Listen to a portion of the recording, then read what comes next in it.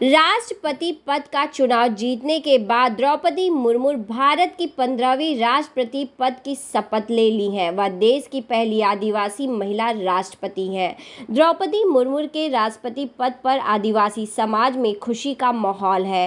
राष्ट्रपति द्रौपदी मुर्मू ने आज संसद भवन के सेंट्रल हॉल में देश के सर्वोच्च संवैधानिक पद की शपथ ग्रहण कर ली। इसके बाद उन्हें 21 तोपों की सलामी दी गई। भारत के चीफ जस्टिस एन.वी. रमन्ना उन्हें राष्ट्रपति पद की शपथ दिलाई।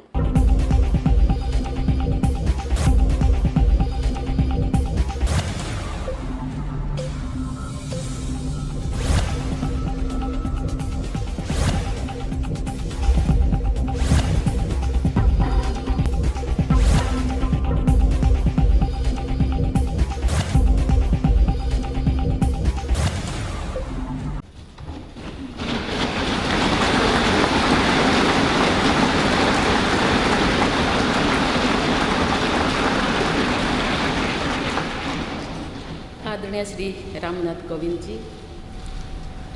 उपराष्ट्रपति श्री एम वेंकैया नायडू जी, प्रधानमंत्री श्री नरेंद्र मोदी जी, लोकसभा के स्पीकर श्री ओम बिरला जी, चीफ जस्टिस एन.वी. रमन्ना जी, सम्मानित सांसदगण, अन्य महानुभावों, देवियों और स्वजनों तथा मेरे प्यारे देशवासियों, सभी को जोहार।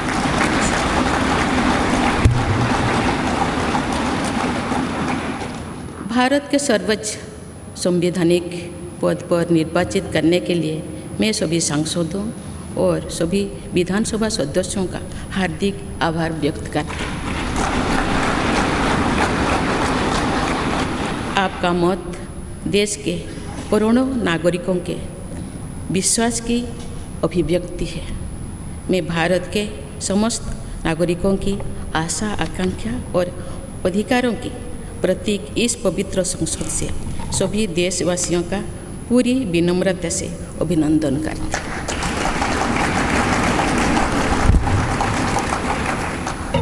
आपकी आत्मीयता, आपका विश्वास और आपका सहयोग मेरे लिए इस नए दायित्व का निभाने में मेरी बहुत बड़ी ताकत रहेगी। मुझे राष्ट्रपति के रूप में देश ने एक ऐसे महत्वपूर्ण कालखंड में चुना है जब हम अपनी आज़ादी का अमृत महोत्सव मना रहे हैं।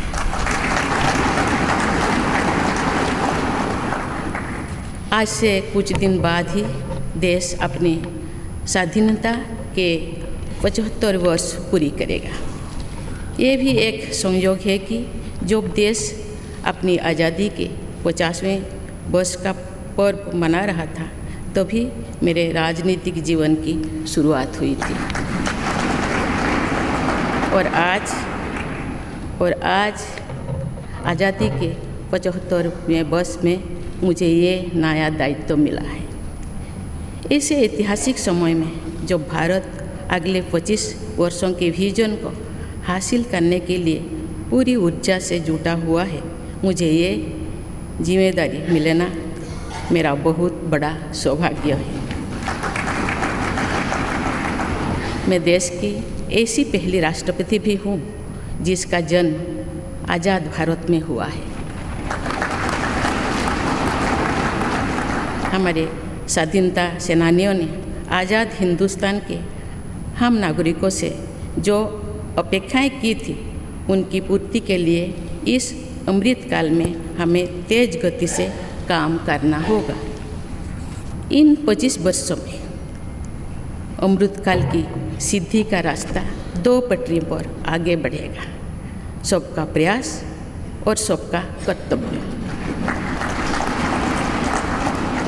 भारत के उज्जवल भविष्य की नई विकास यात्रा हमें सबके प्रयास से करनी है, कर्तव्य पथ पर चलते हुए करनी ही है। कल यानी 26 जुलाई को कारगिल विजय दिवस भी है। ये दिन भारत की सेनाओं के शौर्य और संयम दोनों का ही प्रतीक है।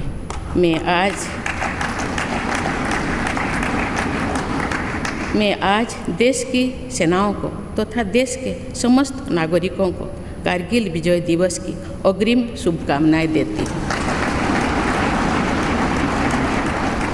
देवियों और स्वजनों, मैंने अपनी जीवन यात्रा पूर्वी भारत में ओडिशा के एक छोटे से आदिवासी गांव से शुरू की थी। मैं जिस पृष्ठभूमि से आती हूँ वहाँ मेरे लिए प्रारंभिक शिक्षा प्राप्त करना भी एक सपने जैसा ही था, लेकिन अनेक बाधाओं के बावजूद मेरा संकल्प दृढ़ रहा और मैं कॉलेज जाने वाली अपने गांव की पहली बेटी थी।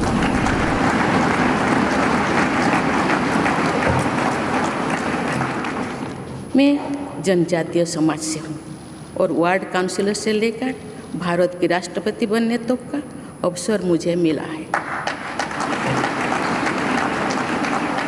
ये लोकतंत्र की जननी भारतवर्ष की महानता है। ये हमारे लोकतंत्र की ही शक्ति है कि उसमें एक गरीब घर के पैदा होने बेटी, दूर सुदूर आदिवासी क्षेत्र में पैदा हुई बेटी भारत के सर्वोच्च संवैधानिक पद तक पहुंच सकती है। राष्ट्रपति के पद पहुंचना मेरी व्यक्तिगत उपलब्धि नहीं है, ये भारत की प्रत्येक गरीब की उपलब्धि है। मेरा निर्वाचन इस बात का सबूत है कि भारत में गरीब सपने भी देख सकता है और उन्हें पूरा भी कर सकता है।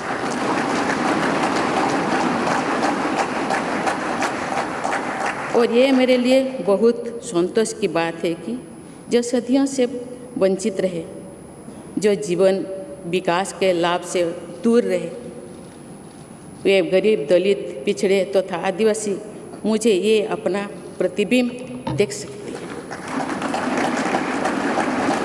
मेरे इस निर्वाचन में देश के गरीब व का आशीर्वाद शामिल है। देश की करोड़ों महिलाओं और बेटियों के सपनों और सामर्थ्य की झलक है।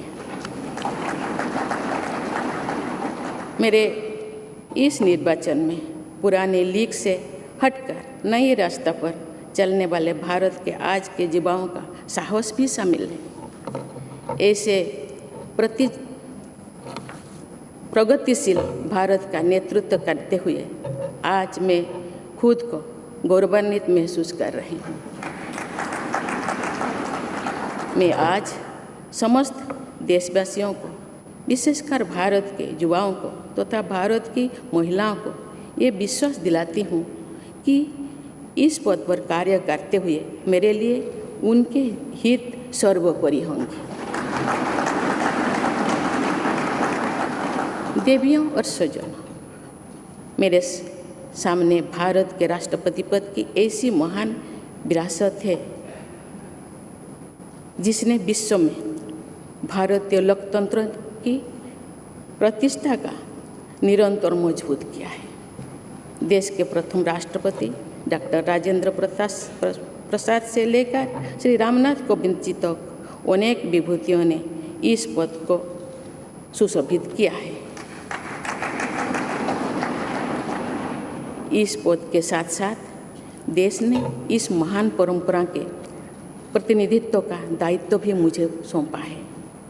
संविधान के आलोक में मैं पूरी निष्ठा से अपने कर्तव्यों का निर्वहन करूंगी। मेरे लिए भारत के लोकतांत्रिक सांस्कृतिक आदर्श और सभी देशवासी हमेशा मेरे ऊर्जा के स्रोत रहेंगे। देवियों और स्वजनों, हमारे संवैधानिक संग्राम में, स्वाधीनता संग्राम में एक राष्ट्र के तौर पर भारत की नई यात्रा की रूपरेखा तैयार की है। हमारा स्वाधीनता संग्राम उन संघर्षों और बलिदानों की अविरल धारा है जिसने आज़ाद भारत के लिए कितनी ही आदर्शों और संभावनाओं की सिंचा था। पूज्य बापू ने हमें स्वराज, स्वदेशी, स्वच्छता और सत्याग्रह द्वारा भारत के सांस्कृतिक आदर्शों की स्थापना का मार्ग दिखाया था।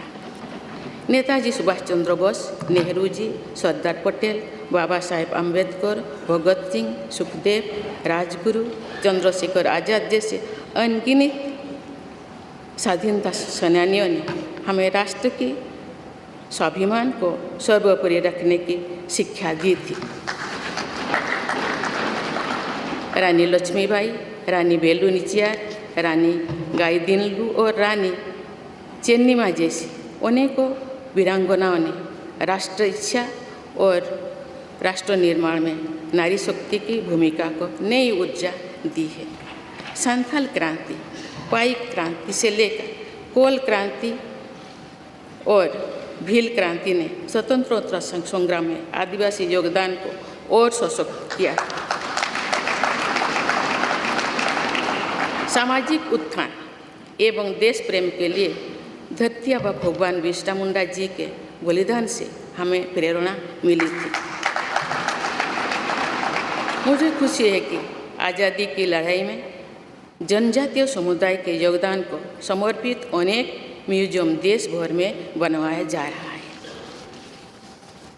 देवियों और स्वजनों, एक संसदीय लोकतंत्र के रूप में 75 वर्ष में भारत ने प्रगति के संकल्प को सहभागिता एवं सर्वसम्मति से आगे बढ़ाया है। विविधताओं से भरे अपने देश में हम अनेक भाषा, धर्म, संप्रदाय, खान पान, रहन सहन, रीति रिवाजों का अपनाते हुए एक भारत श्रेष्ठ भारत के निर्माण में सक्रिय है। आज़ादी के 75वें वर्ष के अवसर पर आया है अमृतकाल। भारत के लिए नए संकल्पों का कालखंड है। आज मैं इस नए युग के स्वागत में अपने देश को नई सोच के साथ तत्पर और तैयार देख रही हूँ। भारत आज हर क्षेत्र में विकास का नया अध्याय जोड़ रहा है। कोरोना महामारी के वैश्विक संकट का सामना करने में भारत ने जिस तरह का सामर्थ्य दिखाया है, उसने पूरे विश्व में भारत की साख बढ़ाया है।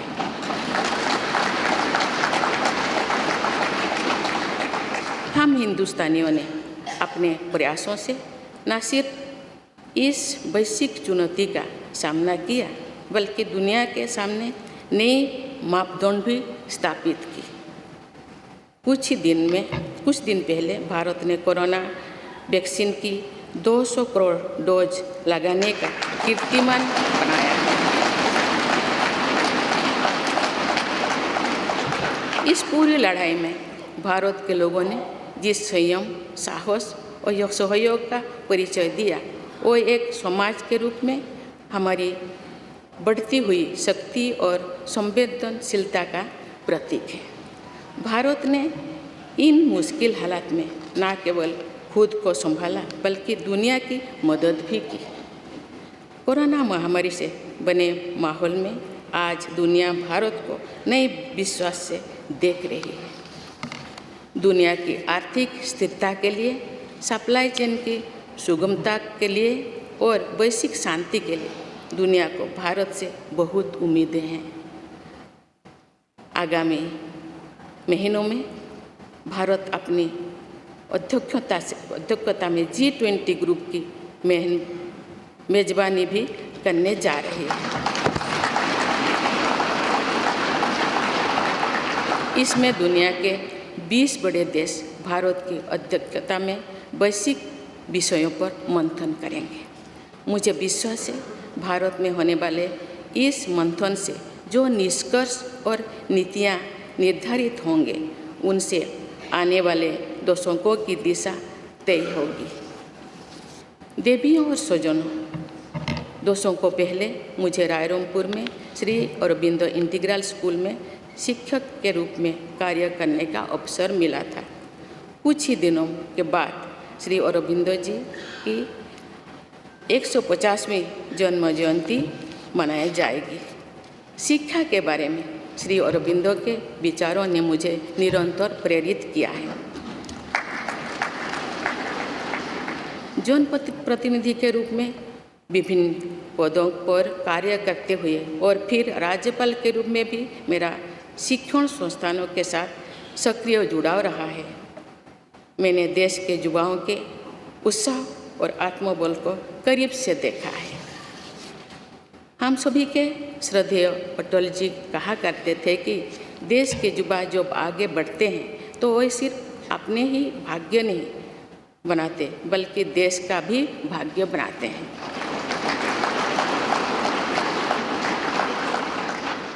आज हम इसे सोच होते देख रहे हैं।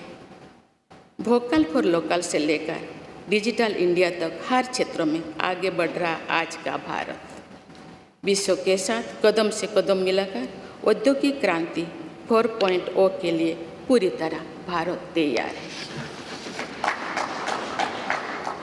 रिकॉर्ड संख्या में बन रहे स्टार्टअप्स में नए नए इनोवेशंस में दूर सुदूर क्षेत्रों में डिजिटल टेक्नोलॉजी की स्वीकार्यता में भारत के युवाओं की बड़ी भूमिका है। बीती वर्षों में भारत ने जिस तरह महिला सशक्तिकरण के लिए निर्णय लिए हैं, नीतियाँ बनाई गई है, इससे भी देश में एक नई शक्ति का संचार हुआ है। मैं चाहती हूँ कि हमारी सभी बहनें व बेटियाँ अधिक से अधिक सशक्त हो तथा वे देश के हर क्षेत्र में अपना योगदान बढ़ाती रहें। मैं अपने देश के युवाओं से कहना चाहती हूँ कि आप न केवल अपने भविष्य का निर्माण कर रहे हैं बल्कि भविष्य के भारत की नींव भी रख रहे हैं। देश के राष्ट्रपति के तौर पर मेरा हमेशा आपको पूरा सहयोग रहेगा। देवियों और सुजों, विकास और प्रगतिशीलता का अर्थ निरंतर आगे बढ़ना होता है, लेकिन साथ ही अपने अतीत का ज्ञान भी उतना ही आवश्यक है। आज जब विश्व सस्टेनेबल प्लानेट की बात कर रहे हैं तो उसमें भारत की प्राचीन परंपराओं, हमारे अतीत की सस्टेनेबल लाइफस्टाइल की भूमिका और बढ़ जाती है। मेरा जन्म तो उस जनजातीय परंपरा से हुआ है जिसने हजारों वर्ष से प्रकृति के साथ तालमेल बनाकर जीवन को आगे बढ़ाया है। मैंने जंगल और जलाशयों के महत्व को अपने जीवन में महसूस किया है। हम प्रकृति से जरूरी संसाधन लेते हैं और उतनी ही श्रद्धा से प्रकृति से सेवा भी करते हैं। यहाँ संवेदनशीलता का आज वैश्विक अनिवार्यता बन गया है। मुझे इस बात की प्रसन्नता है कि भारत पर्यावरण संरक्षण के क्षेत्र में विश्व का मार्गदर्शक बन रहा है। देवियों और स्वजन, मैंने अपने अब तक के जीवन में जौन सेवा में ही जीवन की सार्थकता को अनुभव किया है। श्री जगन्नाथ क्षेत्र के एक प्रख्यात कवि भीम भोई जी की कविता की एक पंक्ति है, मो जीवन पचे नर्क के पड़ी थाउ जगत उद्धार।